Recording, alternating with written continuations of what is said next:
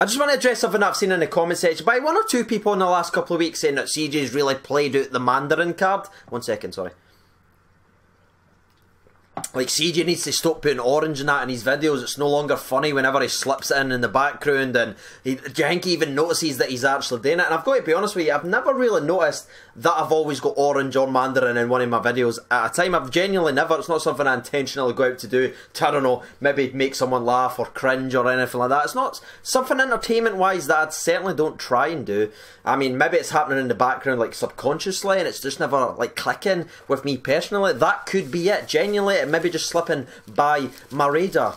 Speaking of radars, is that my old work gear? Oh wow, funny that. So yeah, start of today's video, I just wanted to quickly mention that we will finally be able to get the signed 2003 t-shirt up. So I'm hoping this intro has hit 2 birds with 1 stone. We've addressed the orange rumours and all that stuff, and also addressed when the signed shirt will finally go on display. So yeah, let's get to today's video, shall we? Glorious.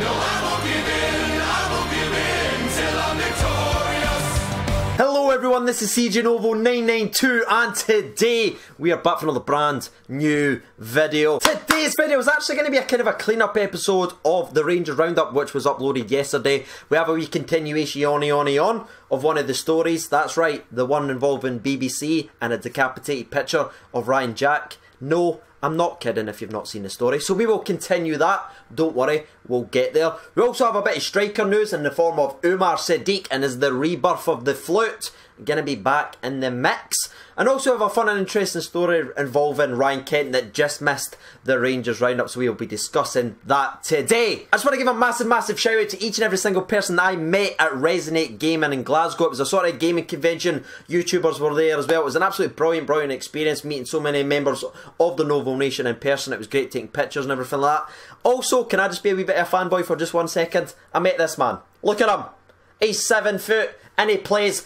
I can't do the sign? Okay, sorry. And yeah, it was absolutely amazing meeting him and having a wee quick 2 seconds talk with the man himself. I wish him luck in the upcoming season. He went, cheers bud. And I feel like we're best pals. And lastly, this is genuinely unbelievable, and I do apologise for taking so much of the video up in time, but this genuinely needs to be said from me to Stephen. He travelled all the way at the gaming convention to give me his collection of retro shirts that he's collected over the years. Like, genuinely, it's absolutely unbelievable. We used one, obviously, in the intro. We've got one in red in that as well, so we love that. We've also got this kit. How many memories does this kit bring back? And there's honestly so many other retro kits. One, it was a legit retro kit for the 1972 European Cups final. That's freaking unbelievable, Stephen. Thank you so much for travelling all the way to do that, buddy. I greatly appreciate that. And yeah, let's get into today's video. The BBC has officially apologised to both Ryan Jack and Rangers Football Club because of this image that they tweeted out at about 3:30 the day before. Now the timing I think is very important, so let's just have a look at the time that is on the screen. So that is when they posted this tweet. Now it was promptly removed, and I've got to give a special mention to Mark Mendes, who sent me on Twitter and says, have you seen this before they removed it? Thank you so much, Mark. Look at the timing, right? So they sent out a picture that's holding up a flag with Ryan Jack's decapitated head on it. That was the picture used. So they quickly deleted it, then they reposted the sort of tweet with a different image. Then, after the pure backlash that they received after multiple people was tagging and asking for a response, an apology, a comment on it. Myself, when I commented on this video yesterday and I mentioned it, I got so many people saying, oh, CJ's like photoshops on for drama or anything like that. Why would CJ do that? CJ's not got time. Why am I talking third person?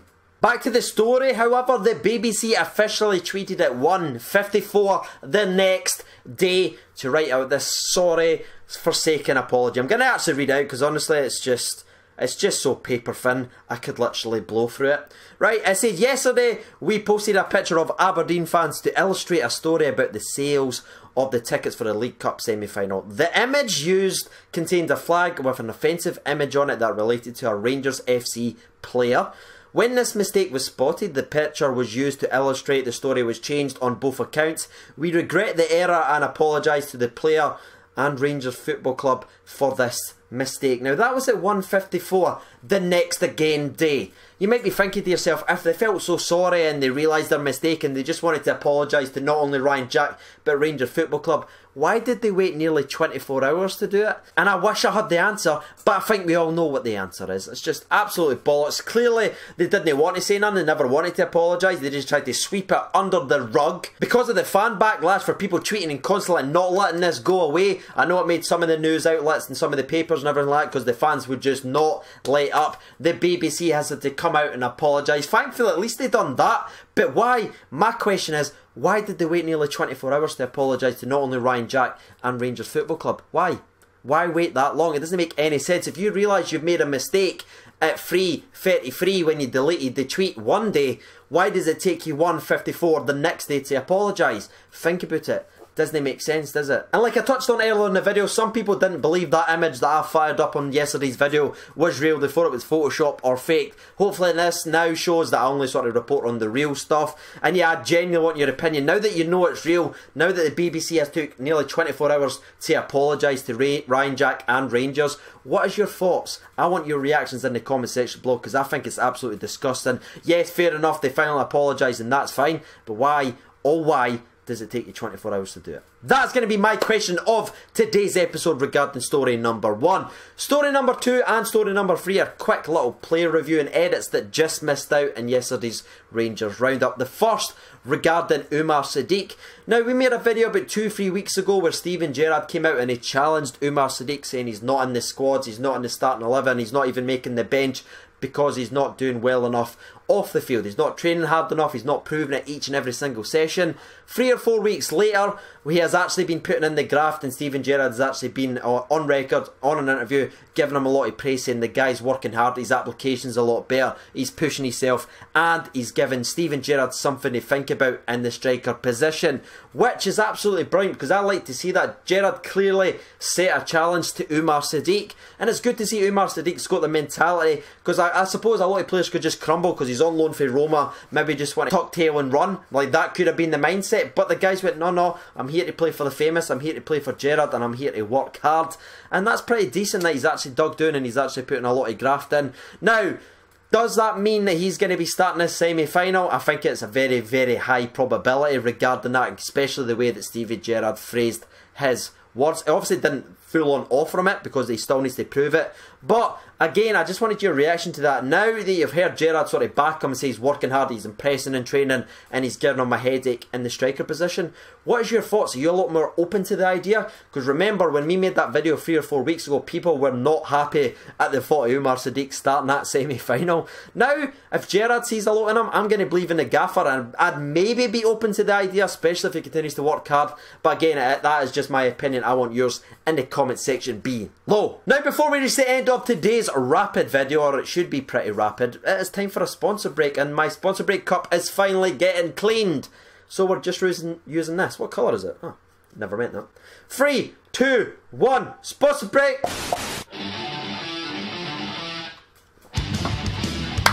Now we've reached the third and final story of today's episode. That is regarding Ryan Kent. And it was a very interesting interview. Obviously, he came out and he was talking about his own player style, his play type, and maybe his performances at his other loans that he's had, maybe even at Liverpool, saying he wants to recreate himself this season at Rangers Football Club. He wants to redefine what he is as a player. He's his biggest critic and he's never been happy. Even when he was player of the season at one of his previous loan clubs, he was never fully happy with his play. But at Rangers, he's happy, he's motivated, and he wants to just continue to impress each and every single game, which obviously excited me because his performances this season, especially in the last 5, 6, maybe even 7 games, have been absolutely outstanding, and he's been completely unplayable. So the fact that he's got that mentality once again that we just obviously spoke about is brilliant. He wants to get better, and yeah, he's been kind of mentioning how happy he is at Rangers and how much he loves it here and how much he loves the fans getting behind him. I know he's posted like a couple of things on his story and Instagram and everything showing the fans. Clearly the Rangers fans are rubbing off on him, and maybe he's just got in the back of the head that he does want to stay, because there's a lot of rumours going about. I didn't want to really speak about it in videos and clickbait it to get people's sort of temptations up in case it let people down, but Ryan Kent's meant to be very, very interested in a move to Glasgow Rangers, and with what he's saying in interviews and what he's posting on social media, I've just got to say it's looking good. And yeah, that's all I've really got to say about it. I'm obviously buzzing about it because I think he's a fantastic, fantastic player. And the fact that the guy's here, he's working hard, he wants to continue to get better, and he wants to do it at the Famous. I mean, that's what you want. From where we were to players like that with already this quality that just wants to get better, just shows how far and beyond that we've actually made. And the players that we're signing are far and beyond what we have done in previous seasons as well. So that's going to be it. It's a bit of a strange video. There's not too much to actually talk about. It's a bit of a condensed video. To be honest with you, I just wanted to give a massive thank you to everyone who I met at Resurrect. And Stephen, once again, man, truly for there. Thank you so much. That gift's absolutely incredible. I certainly don't deserve it, but I greatly, greatly appreciate it. If you haven't done so already, please consider subscribing to the channel as we chase the 22k dream. We need to get back into the momentum. We were absolutely killing it. We've slowed down just a little bit. Let's get that momentum back up, ladies and gentlemen, boys and girls. If you want to support the channel directly, there will be a link to my Patreon in the description below. I've been TJ Over 92. Thank you so much for watching. I'll see some of you tomorrow, and bye.